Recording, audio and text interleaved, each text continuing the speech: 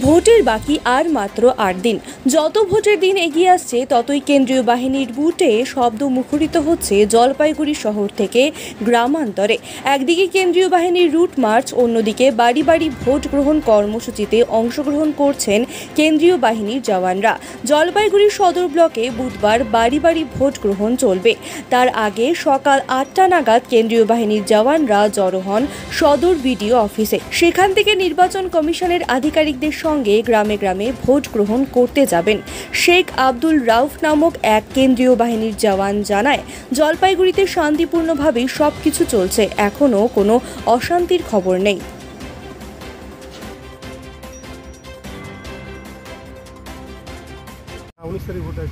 আজকে তো এই যে 12 তারিখ, 10 তারিখ হয়ে গেল। এটা অ্যাকচুয়ালি ঘরে ঘরে, যেটা বয়স্কদের 80 বছরের উপরে যাদের বয়স্কদের, আর যেমন বিকলাঙ্গ হলো, অন্ধ টন্ধ বা তাদেরই এই ভোটটা নেওয়া হয় আর কি। এটা তো আমরা ইভিএমে করেছি না, এটা তো আমরা এতে ব্যালট পেপারে ভোটটা হয় আর কি। ঘরে ঘরে গিয়ে ওটার জন্য এটা এখন যাচ্ছি আমরা আর কি।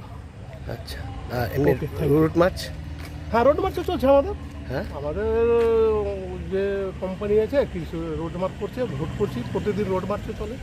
কেমন এই জলপাইগুড়িতে এসছেন, কি মনে হচ্ছে? না, ভালোই লাগছে, কোনো অসুবিধা নাই। দেখছি তো, আমরা তো গ্রামে গ্রামে ঘুরছি, বেশ এখন তো শান্তভাবেই সব কিছু চলে যাচ্ছি, আর আশা করছি শান্তভাবেই মিটে যাবে। আপনার নাম? আমার নাম হেড কনস্টেবল আব্দুল রৌফ। হ্যাঁ, হেড কনস্টেবল আব্দুল রৌফ। আব্দুল রৌফ। রৌফ? হ্যাঁ। রৌফ? হ্যাঁ। কোথায় আপনার, কোথা থেকে আপনারা, কোন ডিপার্টমেন্ট? আমরা সিআইসি।